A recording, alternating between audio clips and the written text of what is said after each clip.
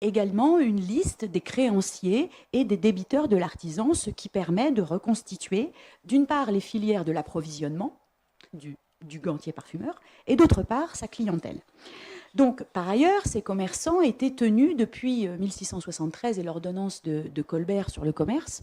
Ces artisans faillis étaient tenus de remettre, au moment de leur faillite, leur registre de compte, leur registre de commerce. Et donc, les archives de Paris ont conservé aussi un certain nombre de ces registres de commerçants qui ont été faillis. Donc ces registres de commerce ont constitué un deuxième ensemble de ce corpus sur les gantiers parfumeurs. Alors c'est un corpus qui n'est pas toujours facile à utiliser parce que les registres de commerce ont une forme extraordinairement variée d'un artisan à un autre.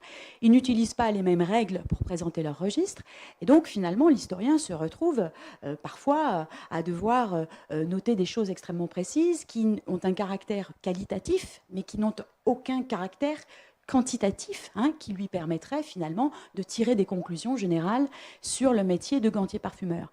Mais dans certains cas, le qualitatif est tout aussi intéressant que le quantitatif, parce que finalement, dans ces registres de commerce où on trouve parfois des brouillons de lettres, des listes que l'artisan a faites pour telle ou telle raison, des indications qu'il donnait à son garçon de boutique. En réalité, avec ces petites annotations qui sont souvent marginales, eh bien, on est au plus près des pratiques quotidiennes de l'artisan dans sa boutique. Et lorsque il m'a été donné de trouver ces petites notes, j'en ai été toujours extrêmement heureuse. Et je crois, je l'espère, en avoir tiré des informations sur la manière dont ces artisans travaillaient. C'est cette même quotidienneté des pratiques que je me suis proposé de pister dans un troisième ensemble d'archives qui concernait les gantiers parfumeurs. Et ce troisième sous-ensemble est constitué de 80 inventaires après décès de gantiers parfumeurs pour le XVIIe siècle et le XVIIIe siècle. Les inventaires après décès, comme vous le savez peut-être, proviennent du fonds du minutier central des notaires parisiens. Il est rassemblé donc aux Archives nationales et c'est un fonds qui rassemble donc tous les actes notariés passés devant les notaires parisiens entre le XVIe et le XVIIIe siècle. Alors, je ne vais pas rentrer dans le détail et dans la complexité des opérations qu'il fallait à l'époque mettre en œuvre pour retrouver ces inventaires après décès. Parce que à l'époque de cette recherche, les ressources informatiques n'étaient pas du tout ce qu'elles sont aujourd'hui, et l'historien était vraiment obligé, s'il voulait retrouver ces inventaires après décès, de mettre en œuvre un travail de fourmi pour pister le nom du notaire dans le scellé qui avait d'abord été établi par la police au moment du décès de l'artisan. Bref, c'était un vrai travail extrêmement long, parfois coûteux, parfois décevant, mais qu'il fallait mettre en œuvre. Aujourd'hui, les choses ont un peu changé.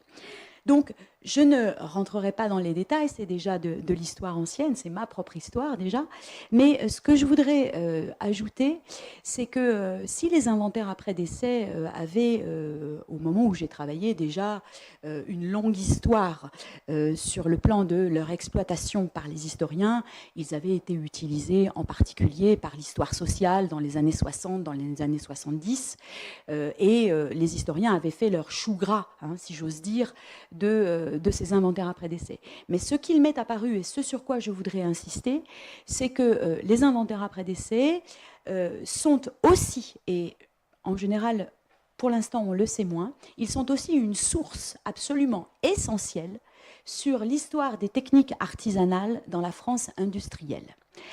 Pour peu, bien sûr, qu'on les collationne et qu'on élabore une grille de lecture qui permette à la fois de les analyser sur le plan quantitatif, mais aussi sur le plan qualitatif.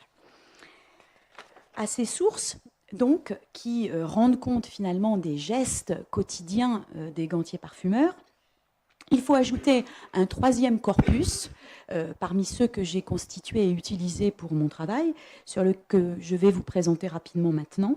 Ce troisième corpus est formé par des papiers qui émanent de plusieurs institutions savantes qui ont été chargés en particulier au XVIIIe siècle par la monarchie éclairée d'évaluer un certain nombre d'inventions et, en l'occurrence, chargé aussi d'évaluer un certain nombre de produits cosmétiques.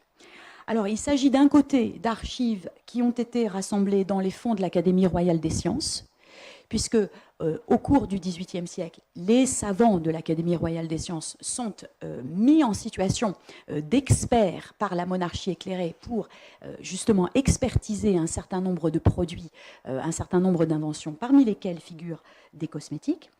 Et il s'agit d'autre part d'un ensemble de papiers qui composent le fond des remèdes secrets des archives de la Société royale de médecine, qui a été créée en 1778. Et ce fonds des remèdes secrets de la Société royale de médecine est conservé encore aujourd'hui à l'Académie de médecine rue Bonaparte. Dans les deux cas, donc, l'Académie des sciences et la Société royale de médecine ont été saisis par des inventeurs de cosmétiques afin d'obtenir finalement de ces savants une sorte de certificat d'innocuité, dans certains cas, qui garantissait le succès de leurs produits devant le public. Finalement, dès le XVIIIe siècle, les fabricants de cosmétiques avaient à cœur de montrer à leur future clientèle que leurs produits étaient fabriqués avec des produits qui n'étaient pas inquiétants pour la santé.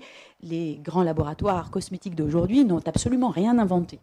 Et donc, je voudrais vous montrer rapidement ce document qui figure dans la série des archives nationales F12. C'est un imprimé publicitaire d'un inventeur de rouge qui s'appelle Joseph Collin et qui propose en 1772 à l'Académie de médecine un rouge qu'il dit être un rouge végétal. Et donc, à l'issue de l'examen de son rouge végétal, les deux chimistes qui ont été en charge d'évaluer le dossier, qui sont Bourdelin et Macaire, ont rendu finalement devant l'Académie réunie, ils ont rendu finalement un rapport, ils ont finalement fait la lecture de leur rapport et ils ont donné un extrait de leur rapport à Joseph Collin, c'est-à-dire à l'inventeur lui-même, qui évidemment a utilisé, ici là, vous le voyez, un extrait de ce rapport de l'Académie des sciences et qu'il l'a inséré dans son imprimé publicitaire, finalement à la manière dont sur les boîtes de cosmétiques on a 31 brevets, etc., etc. Donc, voilà, ces archives d'institutions savantes constituent mon troisième corpus. Donc, comme vous le pouvez le constater, ce sont trois corpus qui sont extrêmement riches, qui m'ont permis effectivement d'aborder la question de la production, de la fabrication des cosmétiques, et c'était mon intention. Donc, là-dessus, j'étais ravie. Mais, comme vous le constatez, c'est essentiellement un corpus textuel, constitué de très peu d'objets, à la différence finalement du corpus de Rosine. Et au final, je n'ai pu accéder à quelques très rares objets. Alors, j'ai sélectionné ici cette boîte à poudre qui est en marqueterie de paille, que j'avais eu la chance de pouvoir admirer dans les réserves du musée des arts décoratifs grâce au conservateur de l'époque qui s'appelait Bertrand Rondeau, et je salue sa mémoire. Si un jour il entend parler de cette conférence, il saura que j'ai évoqué son nom.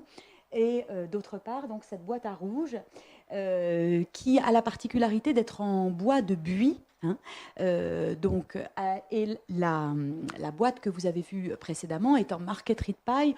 Autant dire que ce sont des objets qui ne sont pas des objets de luxe. Ce n'est pas la boîte en or qui figurait sur la toilette de Madame de Pompadour. Ce sont des objets qui attestent une consommation beaucoup plus modeste de cosmétiques au XVIIIe siècle. Donc, vous voyez, quelques objets, mais finalement très peu d'objets par rapport à ce qu'a pu étudier Rosine.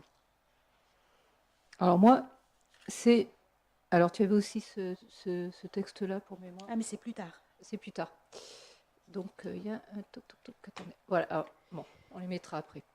Donc alors moi, voilà, je me retrouve avec mes boîtes, on reprend la question des boîtes. Et vous allez être très frustrés car je vais vous montrer peu de flacons pendant la conférence, mais au moment du débat, nous ferons défiler en fait un certain nombre d'images qui vous montreront ces illustrations. Enfin, on va en voir quelques-uns, mais assez peu.